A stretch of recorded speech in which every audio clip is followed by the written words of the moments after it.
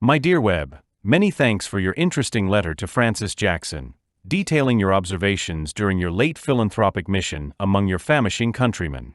You will find it in the Liberator this week.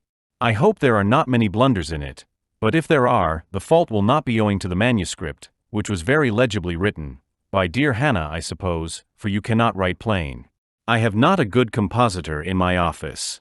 You see that we fanatics here have been constrained to differ with you, dear Richard Allen and H.C. Wright, in regard to receiving the donations from the South for the relief of the starving among you, though we all agree with you in pronouncing judgment against the course of the Dublin Committee, in rejecting the aid proffered from London, because it was the proceeds of a theatrical entertainment, and accepting without a scruple whatever may have been given by the slaveholders.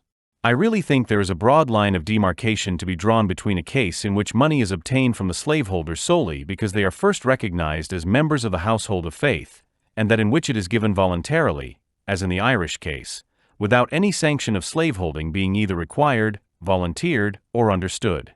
But perhaps I am wrong. You must refer to the numbers of the Liberator for information in regard to the state of the anti-slavery question.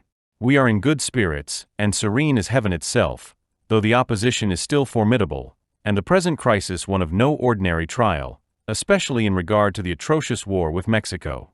It is certainly not a popular war. It was begun and is carried on against the deep moral convictions of the sober portion of the people. Its real object, the extension and preservation of slavery, no intelligent man honestly doubts. Still, the diabolical motto, "Our country, right or wrong," gratifies national pride, appears in a patriotic garb, and obtains a sanction practically that is almost universal. Besides, the American arms have been crowned with extraordinary success, and there is little doubt that Generals Scott and Taylor will be reveling in the halls of the Montezumas, in the city of Mexico, on the 4th of July, our glorious day of freedom and national independence. Again, the religious sectarists who hate Catholicism, but do not love Christianity, exhibit much resignation, and no slight share of satisfaction, in view of the war. It is the Lord's doings, and marvelous in their eyes. It will help put down the man of sin, it will riddle with bombshells the mother of harlots, it will open the way for the circulation of the Bible, the preaching of the gospel, the saving of souls from perdition. Well, O'Connell has left his wide field of popular agitation, and removed to a new and mysterious sphere of existence. Though he had many faults and failings, heaven be merciful to us all. I honor his memory, and regard him with feelings of gratitude and respect. His death, at such a time, in the awful state into which his suffering country is plunged, is truly affecting. Of course, the repeal movement may be regarded as virtually at an end, I suppose. How are you and the dear ones at home? How is it with James Houghton and family, and Richard Allen and wife?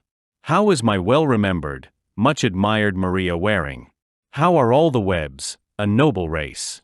If I could only leap across the Atlantic, and run no risk of coming short in making it, would I not be with you instanter, to hand you this letter, and to embrace you all? And sure I would. Frederick Douglass and James N. Buffum are by my side, both in fine spirits, and both begging me to proffer to you, and all the Dublin friends, their loving regards. Lovingly yours, W. Lloyd Garrison. Thank you for joining us on this historical journey. Don't forget to like, subscribe, and hit the bell icon for more fascinating stories from history.